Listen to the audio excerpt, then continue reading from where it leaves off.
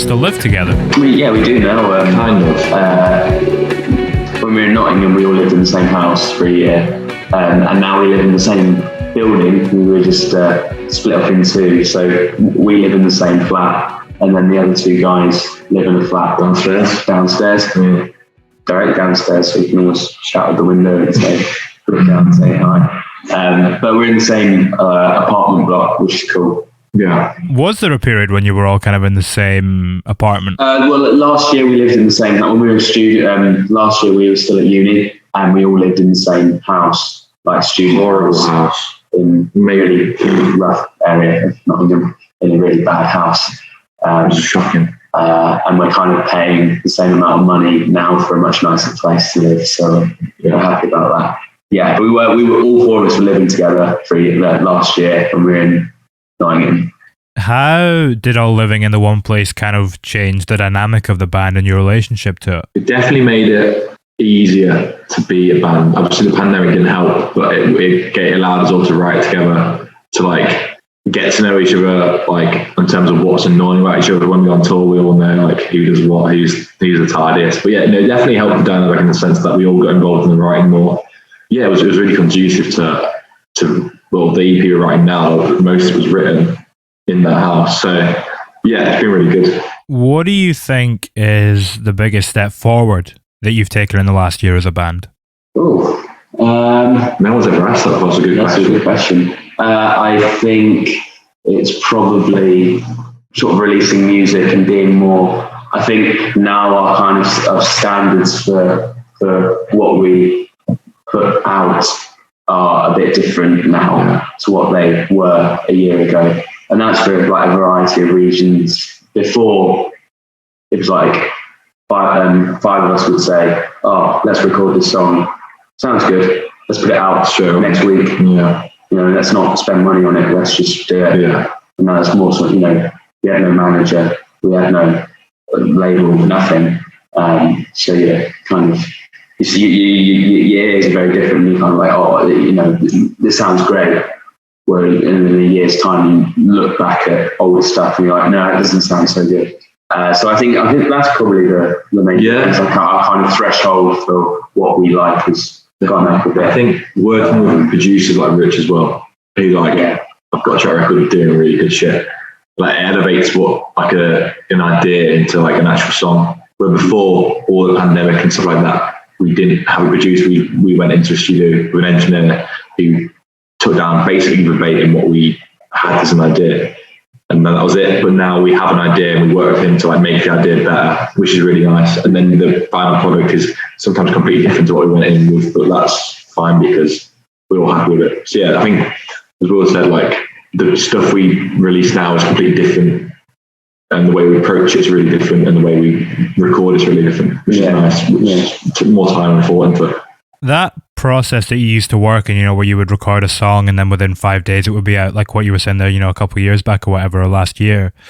What were some of the main positives from that process in your development as a band? I think for me, being really impatient is we decided when stuff was released. So if we wanted a song out next Thursday, we could do it. Yeah. And that was really nice because it meant we could have a good flow of music and work to our own timetable. But I think it's better now being strategic and patient, even though we are really the most impatient like four lads you could ever meet.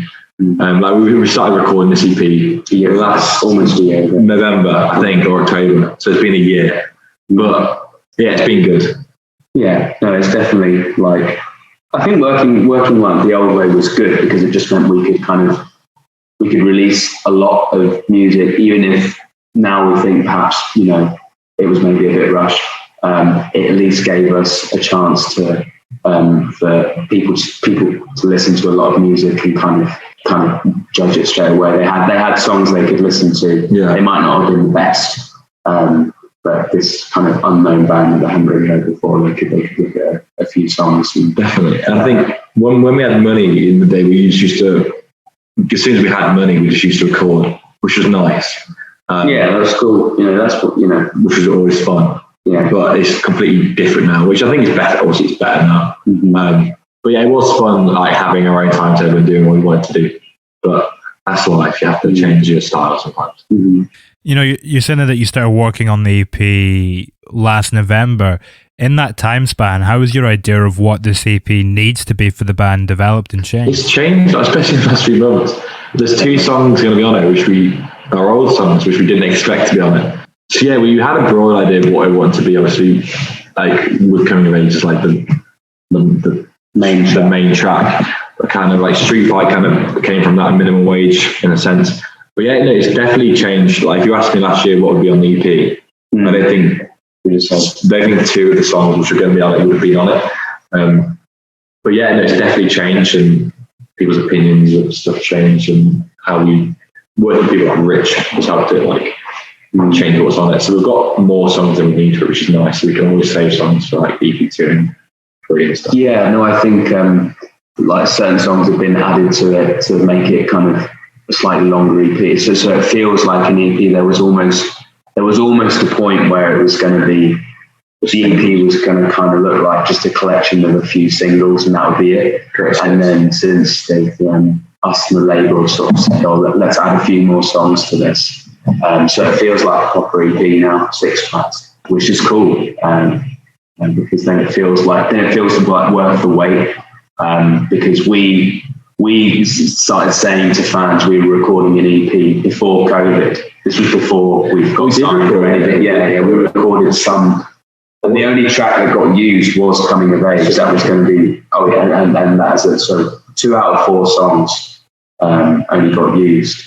That was part of an old EP we were planning before anything like that happened. Recorded in February 2020. Pre-COVID, pre-record label, pre-anything. So it's nice that Coming of Age can be on this.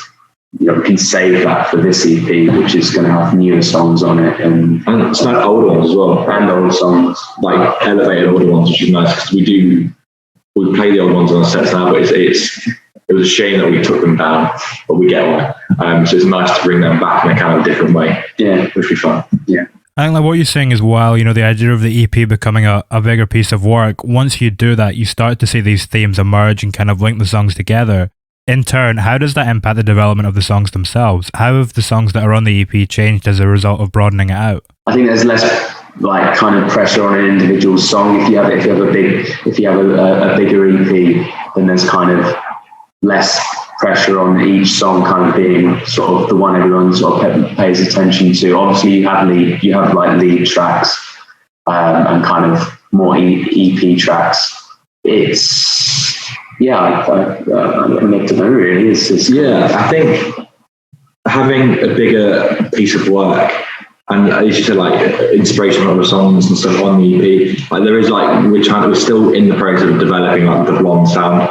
So as we record each track and going, oh, that's quite blonde, that riff's quite blonde, that synth pad is quite blonde, So looking at something from Street Fight, and we put in one of the songs we put at the moment, it's like, oh yeah, that you can see that correlates and that kind of works.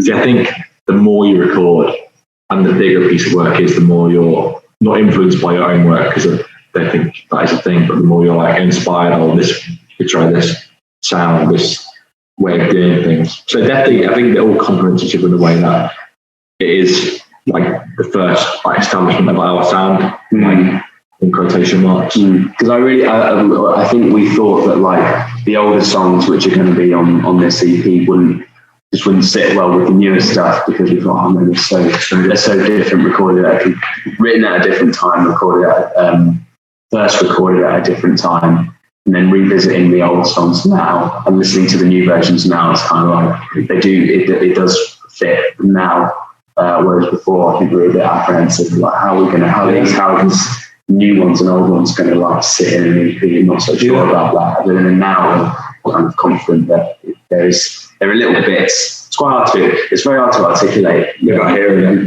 these things without hearing them, but it's the similarities between each of the songs. I think even though they are quite different songs, they are very like sonically different. Like very much it's no concept EP, because every song's written at a different time. I think, it's very like the whole EP, which is my opinion anyway, is like all the songs kind of have a sense of nostalgia. Even if they sound like one's more retarded and one's more like synth driven or whatever, they all go on this underlying theme of like nostalgia and like looking back or something like that, which I think was unintentional, but has definitely happened, which is nice. And it's nice to not write in a thematic way, but have a set of songs which meant a lot to us a couple of years ago, and to bring them back is nostalgic, but it's also like, I think the content of the songs is pretty nostalgic as well. But yeah, I think a bigger project is nice because you can try things in other songs which maybe didn't fit one of the other songs. Yeah, it's quite cool. I guess with what you're saying about taking the older songs into it as well, maybe you just needed that distance in order to reapproach them. Yeah, no, and having different perspectives as well, having Rich working on it, having our managers looking at it, the label, having people looking at it, because before it was just five of us writing a song. As I said, where we recorded them, the engineer just engineered it. He didn't offer his opinion really. So yeah, it's nice to have A, the distance, and B, just different perspectives from different like musical tastes, which is nice. Yeah. It's interesting. It sounds like you've got a really positive group of creative people around you now with the management and the label and Rich. Mm-hmm. Who do you feel like pushes you most creatively that's not a member of the band? Probably Tim. Yeah, our manager Tim is very, he's involved in the creative side. He likes to listen to he likes to sit in on recording sessions and a lot of changes we've made to things towards the end are his ideas, to be fair. And the majority of the time they're good ideas and they work really well. So we have Tim, who's like the creative manager, and then Gary is also really creative, but he's more like he's very organized. He tour manages and Halo as well.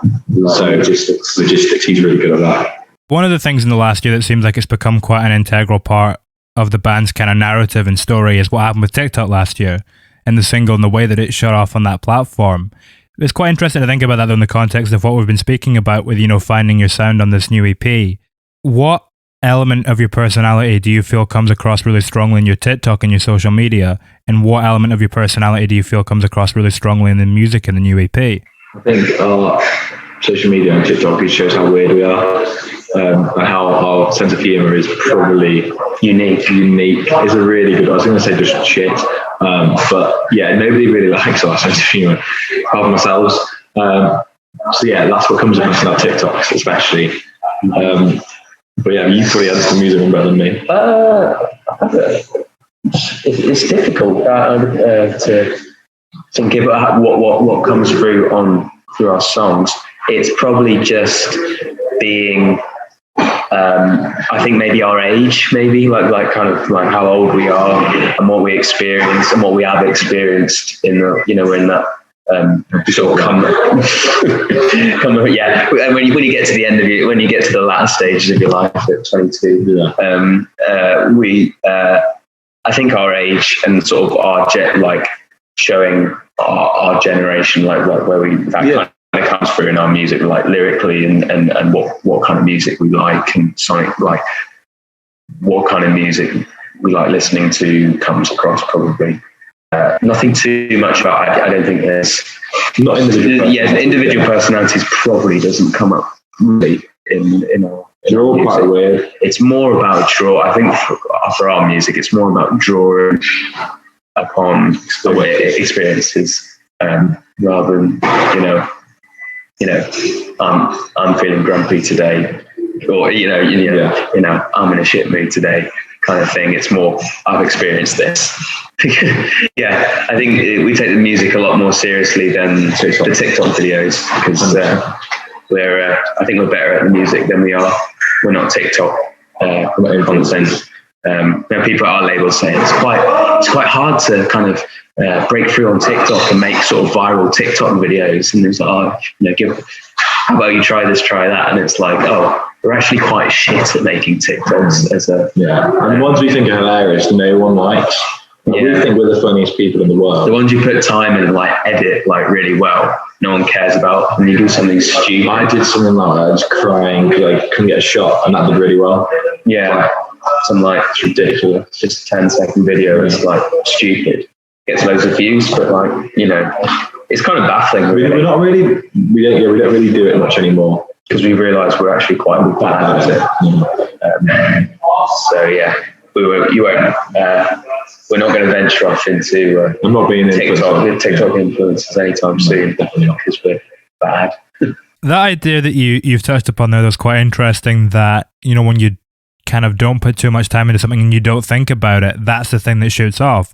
Could that also be applicable to music? Is there a parallel there? And sometimes the ideas that you don't work the hardest on but just come out naturally can often be the most powerful. I do think that, definitely. I think it's something we'll stick by, even if other bands and other musicians might write in a different way that's kind of more maybe formulaic and more kind of, we're going to write, we want to write a big single, and that's the plan for today. That's today's objective. And I don't think we're really into that. And I don't think we'll ever really be into that, because for us, we kind of base it on, loads of really, really great songs for us, and loads of songs we really love.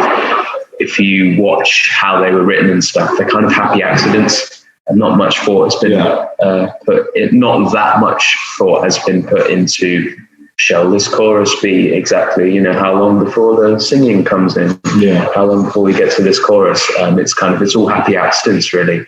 Anything in life, if you overthink it too much, it's not, anything. If you spend too much time thinking about something, then you get bogged down in the detail. But you just got to let what you think in the moment, let that come out. Yeah. I think that's what, especially like coming of age, Alex wrote that ages ago, and didn't really think too much about it. And now that shouldn't be a single by the rules, because the intro is nearly a minute long. Yeah. It's like, you can't have a radio single with an intro that's a minute long. But that's another case of a happy accident, and it's gone on to do. And then that intro, almost certainly like 2 reasons why the TikTok thing it did so, because the song is called Coming of Age, and that obviously helped. The intro, and the title was good, and the intro with no singing, that bit gets used on all the videos. So that long intro helped for the TikTok stuff. Yeah. So it's things like that. And then, those are two things that we're not like, we're going to do that because of, a trend that might, we obviously didn't consciously decide to do that. We decided to do it because it sounded cool. Basically, there's a rule for life: just don't think about anything. Don't overthink. Do some thinking, but not too much. Is that something that gets harder after you have that success? Is there more of a tendency to overthink in the aftermath? Of course, yeah, absolutely. That can definitely happen.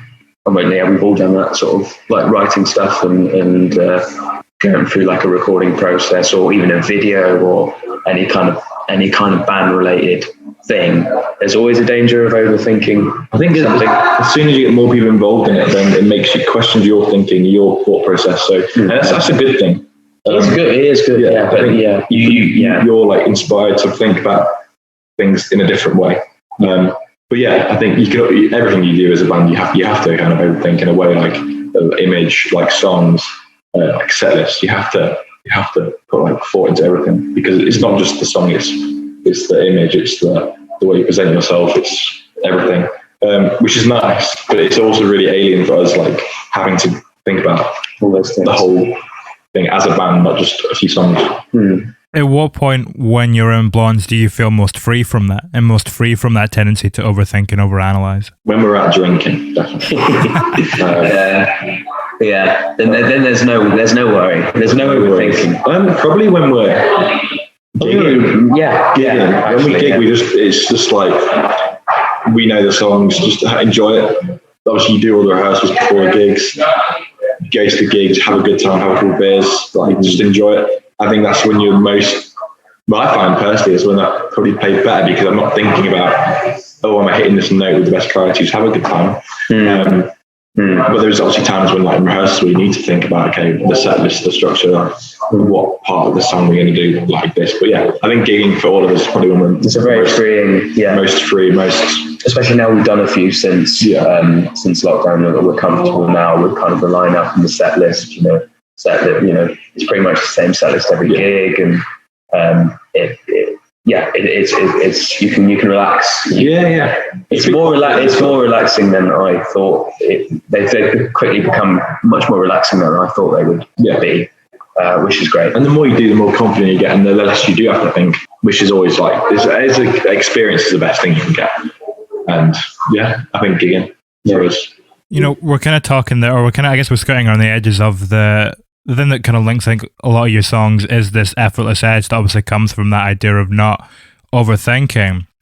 And one of the things that also feels evocative of that is the strong melodies that run through all the songs. Is there an art to writing strong melody? Are there any tricks or tips that you figured out, or is it completely, organic? I don't know. We work melodies and stuff. My guitar player Alex and me kind of share that. He's really good. He is very good. He's a much better lyricist than me, so I think more of the melody stuff comes from me, and he does the lyric stuff. I think probably our best melodies and things are usually the first or second idea. I think that's another. We come back to overthinking, like coming up with a catchy melody. More often than not, overthinking that leads to a shit melody, and often the most instinctive or the first or the second idea is the best. Yeah, what's natural? If you hear like a chord progression, and Will's really good at this. If you hear a chord progression and what you like start humming something, and what you hum is the first thing you hum is like, oh, that's obviously come from somewhere. You've not thought about it, you've just done it.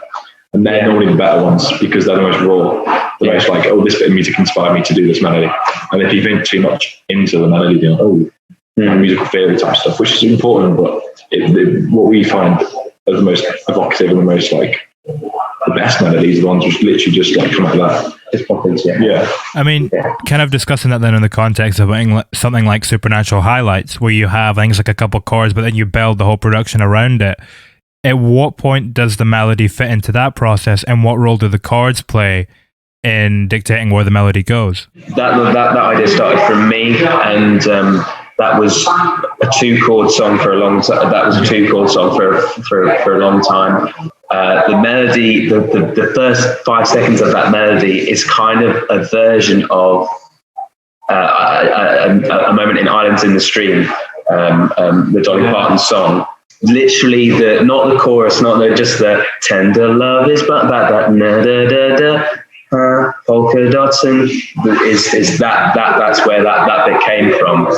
And it was like, then the melody sort of started from there. And I had those 2 chords, and it's like, C, F, and then it kind of, I said to Alex, we can't have the chords the same in the chorus, 2 chord song is great, but it needs to make it a bit more interesting. He said, well, just swap the chords around. Yeah. So instead of doing C and F in the verse and the chorus, do F and C, just swap the chord, inverse the chord structure basically for the chorus. So that's what we did, and then it made it more interesting. And then came the layering. That song, because it's really long, you have an opportunity to add loads of layers on the top and introduce new things. And then there's that little drop at the end. And then the end of the song is big. It's got all the instruments in it. It's very loud. So I really, and that's a song that, that song was a single before we got signed, and, ordinarily that wouldn't happen because it's 5 minutes long. Like who releases a single that's 5 minutes long? You can't do that. That's silly. But that's basically how it's never on playlist. Yeah, it's twice never on playlist. That's how that song came about, really. That's one of my favourite songs for Pink, because the melody's sick, and it's one Will just came like that. It's really fun, and we haven't played that in so long, but one day we'll get back to it. We'll definitely revisit it. Yeah. And with what you said there about it being 5 minutes as well, though, you couldn't do what the concept of that song is in 3 minutes. Like what you're saying there, but the way that you have to build it, you need that scope in order to carry it out successfully. Yeah, I think so. Yeah, I agree. I think that's a really good point. I think there are some songs which you can't do justice in 3 minutes, and there's some songs which need like a longer. Like November Rain, for example. I'm not comparing Supernatural Highlights to November Rain at all, but like that song needs to be that long because there's so many different aspects and elements to it which will make it that song. If you take any of those aspects out, it's not the same. It doesn't give you the same emotional response. I think some songs do need to be longer, like anti-industry, and be longer, because you get the emotion. It gives you the emotional response which you probably wouldn't get if it was 3 minutes. It's interesting too how you were talking about the way that you took influence from Islands in the Stream in quite a direct way. What was the last piece of music that you heard that made you want to dive in deep and work out how they did it and kind of pick it apart in that fashion? Oh, that's a really good question. I think It was probably only the other day, actually. Like, I really want to watch this. I've only seen trailers and little clips. I really want to watch that Paul McCartney like documentary with Rick Rubin, where Rick Rubin's got a mixing desk and he's showing Paul McCartney individual tracks from Beatles songs. And they were talking about, I think, Penny Lane, and the trumpet player, Paul McCartney, saying, please can you play that trumpet line in Penny Lane that's got a really high note like this? And then he said, that's outside the range of the instrument, that's not like mechanically possible. And then Paul McCartney goes, oh, at least give it a try. So he gives it a try, and then there's and then that really high note, and it's just an amazing trumpet part. So stuff like that. And I've done that countless times, like watching things like that where musician will sit down with a producer and then say, well, let's look at this track on the song, and then just look at that and how that happens. So that was probably the last one for me, I think. Made me think, get a trumpet on the next song, great trumpet line. We've got to have some more trumpets. We need, so yeah. That's a really beautiful moment what you're talking about there with Paul McCartney trying to get him to go higher. What's a moment from your own time in the studio that kind of gives you a similar feeling? Well, it was, that's a good question. I think, well, it's probably trumpet related, to be fair. So there is we have recorded a song. I'm not sure when it will be out. It might, maybe EP2, where, and this was probably Tim, and he said, I think this song will really suit a trumpet part. And so he managed to get this really great trumpet player in, Martin, to lay down some improvise. He said, what are the chords to this? Okay, I'll give it a go, and put some little trumpet parts in. I was like, wow, that's incredible. I think it should just be a trumpet side. There should be any vocals. Yeah, it was that good. But yeah, no, that was a cool moment. That was one of the first ones we did since we TikTok as well, which was really fun. That was about a year ago. Yeah, but that was a really cool moment. Yeah, definitely. I think every time you're in the studio, I'm getting the charger. I think every time you're in the studio with like producers and stuff, and they have an idea, it's like, oh, I didn't think of that. So those moments are really cool. When like someone's completely different perspective helps you create something which you couldn't have possibly thought of. That's always fun.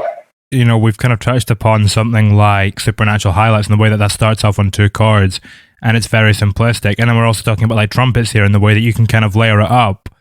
How would you articulate the balance between simplicity and complexity in your writing process? That's a great question. I think I don't think our songs are too, the more we've recorded, we've started to realise that songs don't need to be, at the core, they don't need to be that complicated. And a lot of songs, especially big songs, do have a lot of similarities, and it doesn't need to be as complicated as you might think. The embellishment of like the trumpet and the icing on the cake and stuff can come afterwards. But in terms of like the core of like songwriting, like it doesn't need to be that complicated. And for some people, complex. For me, I do like sort of songs that are a bit more complex and might have some interesting flavors, a bit like that Paul McCartney thing I was talking about. But a lot of people like simplicity and like anything that's a bit crazy and a bit kind of mad and a bit, someone might hear like some kind of shredding solo and be like, it's a bit of a turn off for me. I don't really like listening to them. It's like the Axis of Awesome, those guys who did that 4-chord song. And they basically, let's say every like pop song is basically built on these 4 chords. I thought it was really clever because it just showed at the very root of songwriting, like all these big songs, and the very, very core, the very heart of it is it's a simple chord progression. And then that's the best way to start a song, is to keep it simple, and then you can add all the layers and the spice and stuff. But it doesn't need to be anything like that. As long as you have like a solid foundation, like you can really do anything you really want. Like Minimum Wage wasn't supposed to be the minimum wage it is now. Like that was an acoustic song. Yeah, I think me and you were playing on the bass, and then it became something different. But at the core of the song is this chord progression, which was an acoustic. That is a 2-chord song. That's a 2-chord song as well. Yeah. So yeah, that's one thing. If you have a solid foundation, and you can kind of you can be more free and more liberal with what you do. Mm-hmm. I mean, even when it comes to minimum wage, though, if you look at that from a narrative point of view, that's a song that kind of touches upon youthful confusion, and by having that, you know, simplistic like 2-chord structure there at the heart of it, it's a very nice juxtaposition. It wouldn't work as well if you had it very complicated on a sonic point of view, along with the confusion of the narrative and the lyrical side to it. Yeah, no, I think so. Yeah, that's a great example. It suits that kind of lyrical theme. The lyrical themes on that suit the simple kind of chords. Yeah. So yeah, that's true. I mean, when it comes to something like that, is it almost a case of will you develop it lyrically or sonically first, and then how does that kind of influence the other half of it? For minimum wage, it was sonically first, I think. Yeah. Lyric. Often, most of the changes tend to be like musical elements, like what instruments do we use, and maybe a structural, like song structure thing. We don't really change lyrics too much, you know, because often the first kind of lyric ideas are the best ones. Yeah. Sometimes we do, but I think most things that we kind of develop are kind of what sits beneath. Yeah. And lyrics can take time to come. Like sometimes we've got a Swan song, which is a demo called Head Rocks, and the music's roughly demoed. It's not fully done. Like the lyrics will come at a later date because you can't really force stuff like that. There's one of artists who do basically all the lyrics. If they like read a bit of poetry, something like anything like that, or inspired by another song, yeah, you can force lyrics. The thing is, you can work on the music side of it to an easier extent than the lyrics, because I think they come naturally over time. Like some songs are very much unfinished because we just haven't gotten to it yet, which is fine. Like we're in no rush to do it. I think if you do rush to finish songs and you fall in love with them, and you feel like, oh, this isn't what I intended it to be. What do you feel is the most intimate moment in the songs that you've released to date? I like the line coming away that here's something really could happen. I think that's really like that kind of for us as well as a band who a year ago were literally just 4 lads, 5 lads at this point, and now like a year later we've got a record deal, recording one of the best producers in Britain.